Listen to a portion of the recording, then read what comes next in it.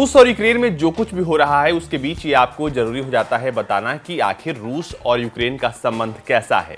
आखिर क्यों यूक्रेन के ही लोग बटे हुए हैं, इस पर यूरोप क्या सोचता है, अमेरिका क्या सोचता है और क्या कुछ हो सकता है। इस पर हमने कुछ एक्सपर्ट से बात की, जिसके बाद हमने ये खास आपके लिए वीडियो तैयार किया है जिसमें हम आपको बता पाएं कि आखिर रूस और यूक्रेन का नाता कैसा है और वहां के लोग क्या सोचते हैं और यूरोप का क्या स्टैंड है इस पर। आपको बता दें कि रूस के पास बिना अंदर जाए यानी कि यूक्रेन की सीमा में जाए आगे बढ़ने का विकल्प है, लेकिन यहां पर अगर अमेरिका कोई गलती करता है तो यूक्रेन की सरकार जो है वो वहां पर तख्ता पलट हो सकता है। और ये एक पूर्व सोवियत संघ गणराज्य में एक घरेलू राजनीतिक मुद्दा है जहां लोकतंत्र का अमेरिका से अलग अर्थ है, यानी कि जैसा लोकतंत्र का मतलब अमेरिका का होता है वैसा रूस के लिए नहीं था। आपको बता दें कि रूस बड़ी संख्या में खुले तौर पर यूक्रेन में नहीं जा सकता, क्योंकि अगर रूस ऐसा करता है तो ये बिल्कुल अमेरिका को चिढ़ाने जैसा होगा और जिसके बाद के जो अंजाम हैं वो बहुत ही ज्यादा भयावह होंगे। अब आपको बताते हैं क्या यूक्रेन के लोग और रूस के लोग एक ही हैं? तो इसका जवाब है कि हाँ, वो एक ही जाति के हैं और लगभग वो जो है एक ही भाषा बोलते हैं। जैसे कक्षी और गुजराती के बीच का अंतर है वैसा ही अंतर यूक्रेन और रूस के लोगों के बीच का है। इसके अलावा वो दोनों एक ही धर्म और पंथ को मानते हैं। इसके अलावा हम अगर बात करते हैं कि भारतीय संदर्भ में इसकी बात करते हैं तो जैसे हरियाणवी जाट और राजस्थानी जाट हैं, बिल्कुल वैसा ही अंतर है दोनों के बीच। आपको बता दें कि वो इतने करीब थे कि रूस ने सोवियत काल के दौरान यूक्रेन को क्रीमिया उपहार के तौर पर दिया था। अब बात करते हैं ईस्ट और वेस्ट के डिवाइड की। आपको बता दें कि लगभग 65% जातीय यूक्रेनियन है वहां पे और इनमें से आधे से अधिक रूस को अपनी दैनिक भाषा के रूप में इस्तेमाल करते हैं, बोलते हैं।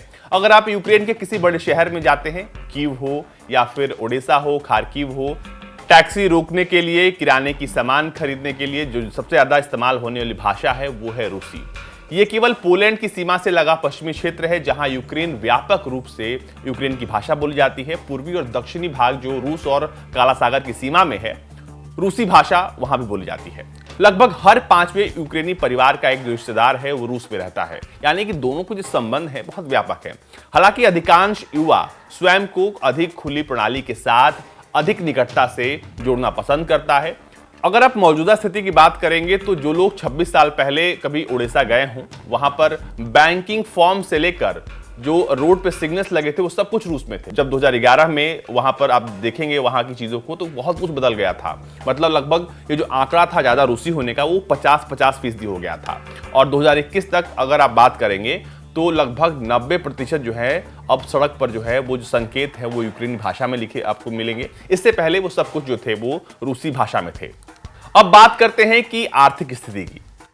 यूक्रेन दुनिया के सबसे भ्रष्ट देशों में से एक है। अगर आपके पास पैसा है तो आप डिग्री या बंदूक या कोर्ट का फैसला वहां पर सब कुछ खरीद सकते हैं। आप इस बात की सराहना करेंगे कि भारत उसके अपेक्षा में बहुत अच्छा है। यूक्रेन रूस की तुलना में बहुत गरीब भी है। वो यूएसएसआर के अस्तित्व के दौरान रूस के बराबर था। मौजूदा स्थिति में जो उसकी हालत है वो रूस के 1/3 हिस्से के बराबर है। जनसंख्या की बात करें तो वो भारत के बिल्कुल उलट है। लगभग पिछले 25 सालों में जनसंख्या लगभग 5 करोड़ से घटकर 4 करोड़ हो गई है। इसलिए आपको पूरे यूक्रेन में अक्सर गांव और ऐसे घोस्ट बिल्डिंग्स दिखेंगे, क्योंकि यहां पर लोगों की जो जनसंख्या है वो लगातार कम हो रही है। और ये कम जन्म दर जो है वो उसका जो सबसे बड़ा रीजन है वो ये है कि यहाँ के लोग यूक्रेन छोड़कर बाहर जा रहे हैं।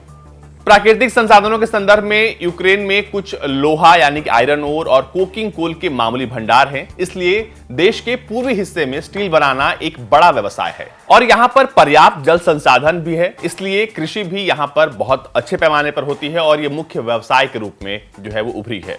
यहाँ पर यूक्रेन जो है वो गैस पाइपलाइन के जरिए कुछ मुनाफा कमाता है और ये जो मुनाफा है वो अरबों में है। दरअसल यूक्रेन के माध्यम से रूस से यूरोप जाने वाली जो गैस पाइपलाइन है उस पर ये ट्रांजिट फीस लगाता है, जिससे एक बड़ी रकम जो है वो यूक्रेन को मिलती है। इसके अलावा यहां पर अवसरों की कमी को देखते हुए बहुत से यूक्रेनियन जो है वो पोलैंड, रूस और यूरोपीय संघों में काम करने के लिए चले जाते हैं, जो कि कभी वापस फिर नहीं आते। कर और पेंशन की बात करें तो यहां पर बड़े पैमाने पर इसकी चोरी होती है। यहां तक कि बड़े संगठन वेतन का एक हिस्सा नकद में देते हैं। इसकी पूरी अर्थव्यवस्था सभी प्रकार के घाटे के साथ चरमरा गई है, यानी कि यूक्रेन का भी जो स्थिति है वो कुछ ज्यादा बेहतर नहीं है। अब बात करते हैं कि आखिर रूस क्या चाहता है। रूस लंबे समय तक नाटो के साथ बातचीत करना चाहता था, क्योंकि जो नाटो का विस्तार था वो उसको लेकर चिंतित था।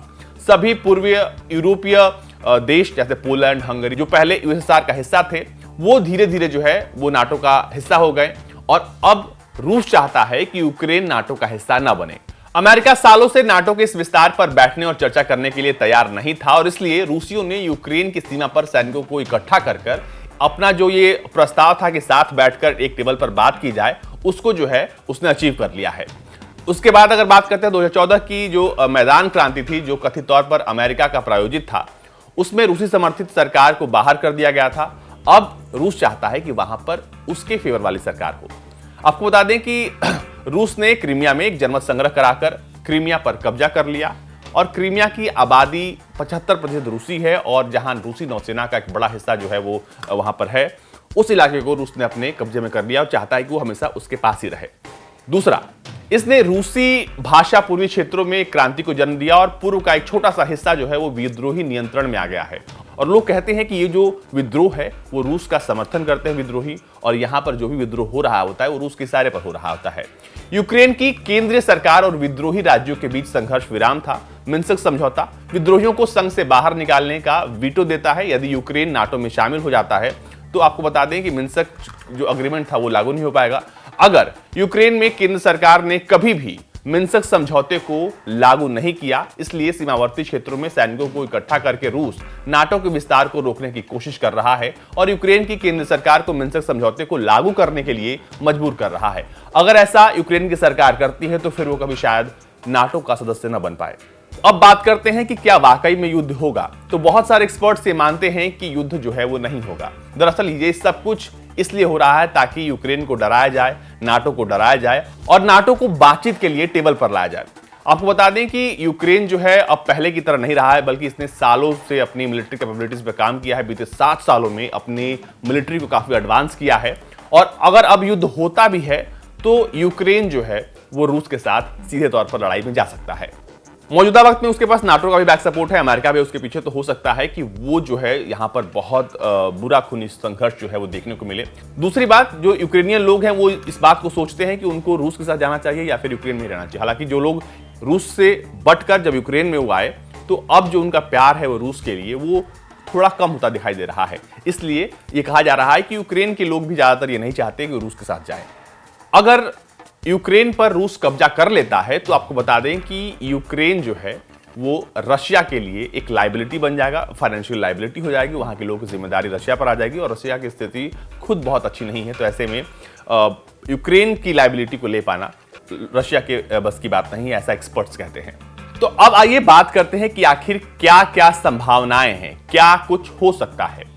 एक्सपर्ट्स ये मानते हैं कि यूक्रेन को नाटो का हिस्सा नहीं बनाया जाएगा और ये जो ऐसा है वो दशकों तक हो सकता है, यानी कि दशकों तक यूक्रेन को नाटो का हिस्सा न बनाया जाए। इसके बाद जो दूसरी बात है वो ये है कि हो सकता है कि यूक्रेन जो है वो मिन्स्क एग्रीमेंट को इंप्लीमेंट कर दे। अगर वो ऐसा करता है तो उसके लिए नाटो का हिस्सा बनना जो है वो काफी मुश्किल हो जाएगा। और तीसरा है कि जो स्मॉल स्केल जो रिबेल्स हैं यूक्रेन के कुछ इलाकों में, वो सरकार के खिलाफ अपने जंग को और तेज कर दें, विद्रोह बढ़ा दें। अब इन सब के बीच जरूरी हो जाता है हम आपको ये बताएं कि इस पे यूरोप का पोजीशन क्या है। तो आपको बता दें कि जर्मनी संघर्ष से बचना चाहता है क्योंकि वो रूस को यूरोप के लिए एक भागीदार और ऊर्जा के प्रदाता के रूप में देखता है। वास्तव में इसे यूक्रेनियन की मदद करने के रूप में देखा जाना इतना विपरीत है क्योंकि उसने हथियारों के बजाय सैन्य सहायता के रूप में केवल हेलमेट भेजे हैं। वहीं फ्रांस कहीं न कहीं अमेरिका और जर्मनी के बीच की स्थिति में है, लेकिन जर्मनी के पक्ष में वो अधिक है। यूके अमेरिका के साथ खड़ा है, ऐसे में अमेरिका जो भी डिसीजन लेगा उसमें यूके उसका साथी रहेगा। ये अमेरिका पर निर्भर करता है कि वो या तो युद्ध चाहता है या दशकों के लिए नाटो के विस्तार को टालता है। अगर वो पीछे हटता है तो मौजूदा तनाव थोड़ा कम हो सकता है, लेकिन उसके भी आसार अभी नहीं दिख रहे हैं। आपको बता दें कि हाल ही में अफगानिस्तान में जो कुछ हुआ, चीन ताइवान को लेकर जो कुछ भी हो रहा है, ठीक वैसी स्थिति जो है वो यूक्रेन में बनी हुई है। जब हमने लोगों से बात की क्या युद्ध हो सकता है तो लोगों ने बताया कि 65% ऐसी संभावना है कि युद्ध ना हो, जबकि 35% उनका मानना है कि युद्ध हो सकता है। लेकिन ज्यादातर लोग यही कह रहे हैं कि ये सिर्फ इसलिए प्रेशर है क्योंकि नाटो जो है वो बातचीत के टेबल पर आए। अब इससे बाजार पर क्या असर पड़ेगा? तो सबसे खराब स्थिति जो है वो बाजारों की होगी, क्योंकि पश्चिम द्वारा लगाए गए प्रतिबंधों के जवाब में रूस जो है अपने यहां तेलों के दामों को बढ़ा सकता है। इससे इंटरनेशनल मार्केट में क्रूड ऑयल की जो दाम है और ज्यादा बढ़ सकते हैं। ऑलरेडी वो 7 साल के सबसे अपने उच्चतम स्तर पर पहुंच चुके हैं। इसके अलावा तेल की स्थिति और जो इन्फ्लेशन है उसमें भी सुधार हो सकता है कि देखने को मिले अगर युद्ध नहीं होता है तो। लेकिन आपको बता दें कि जो स्थिति है वो बिल्कुल 1945 में जो मंचूरिया में हुआ और 1962 में जो क्यूबा में हुआ, बिल्कुल उसकी तरह है, क्योंकि एक बार फिर से रूस और अमेरिका आमने सामने हैं और इन दोनों की लड़ाई में जो दुनिया है उसको बहुत बड़ा घाटा हो सकता है। इसके अलावा यूक्रेन की स्थिति इस वक्त सबसे नाजुक है, क्योंकि यूक्रेन के लिए अपने अस्तित्व की लड़ाई है, उसके अस्तित्व का सवाल है।